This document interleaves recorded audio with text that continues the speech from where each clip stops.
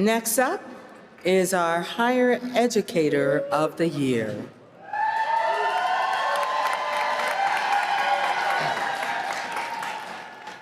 Our winner this year has opened college doors for so many students with intellectual and developmental disabilities.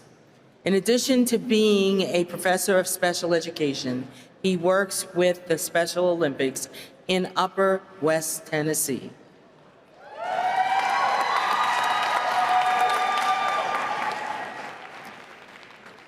Integrity, compassion, purpose, those are a few words to describe our Higher Educator of the Year.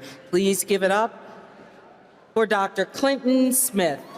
Clinton.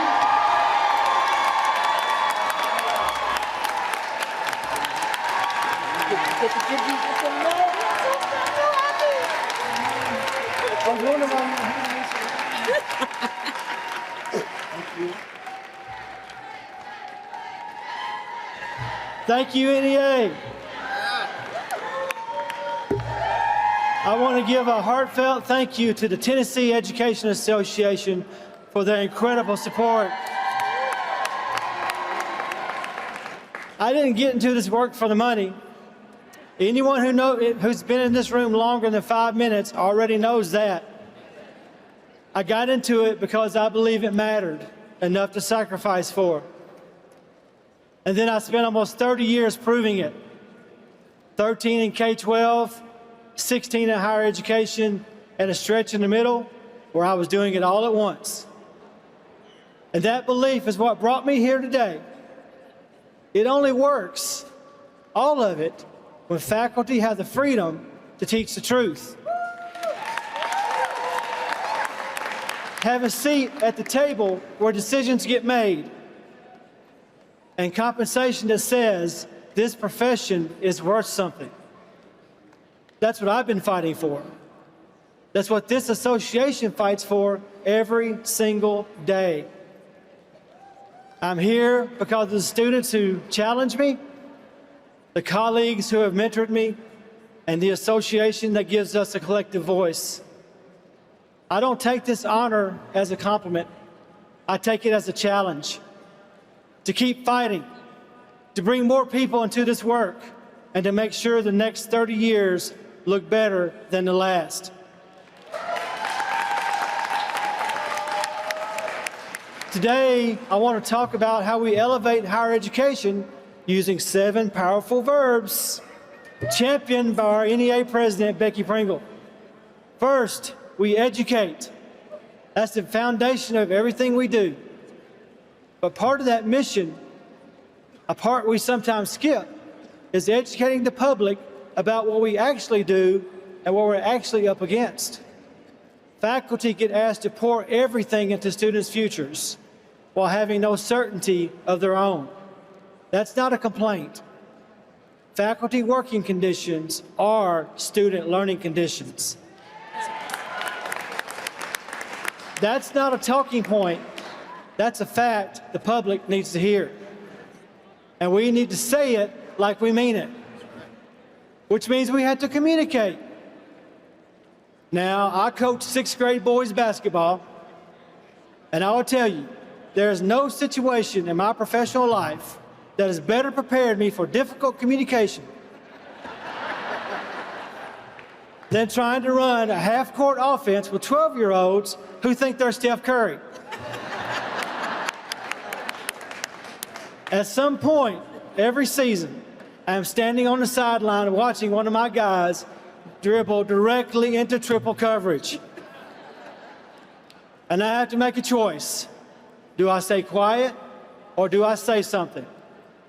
I say something every time, because silence doesn't teach anybody. On our campuses, we have to make the same choice. Our value, our research, our expertise, none of it speaks for itself. We have to speak for it. Clearly, consistently, and without apologizing for taking up space. And in right-to-work environments, designed specifically to make organizing feel pointless, Communication is how we build. Organizing takes patience.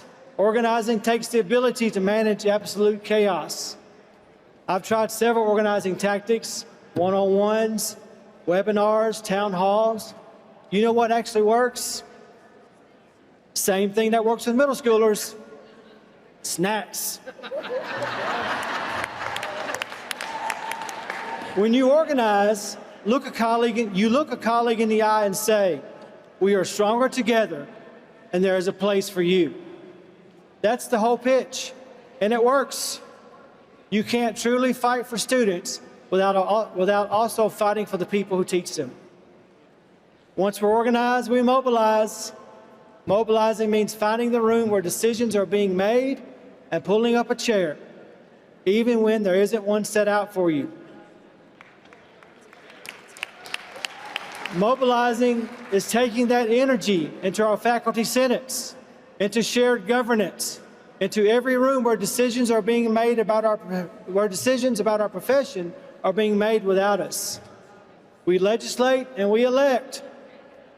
That means knowing your legislators by name, showing up in their offices whether they want to see you or not, and supporting candidates who understand what public education is worth.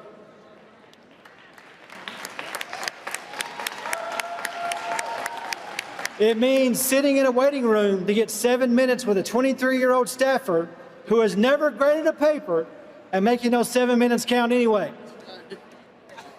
Educational policy should not be written by people who have never set foot in a classroom. And yet, here we are, watching people who couldn't survive a Tuesday in November with 30 freshmen make decisions about what we teach, how we teach it, and whether we get to keep our jobs. And when they come for our contracts, when academic freedom gets attacked, when tenure gets treated like a suggestion, we litigate. We bring the facts, and then we bring the lawyers. Look at NEA's injunction against the Higher Education Dear Colleague letter. That decision protected real people, faculty who would have lost protections they'd spent careers earning. That's what it looks like when we stop asking politely and we start drawing lines in the sand. I want to tell you about one of my Special Olympics athletes. His name is Sam. I coached him at the 2022 USA Special Olympics Games. Sam was in a track event, and right after the starting gun, another runner went down hard, just fell, and the field took off. Sam stopped. He turned around, went back, and helped that athlete up. And then, instead of sprinting for the finish line, he linked arms with him and they walked across the finish line together. Sam didn't want the medal more than he wanted that person to finish the race. That is solidarity.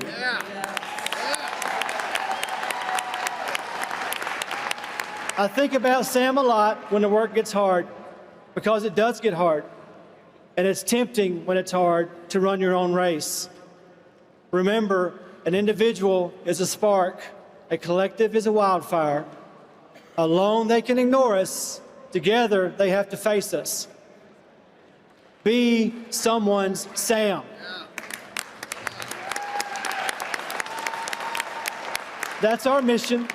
Stand up for each other, protect academic freedom, make sure every educator has what they need to do the work, and then go find the person who doesn't know that there's a place for them and bring them in.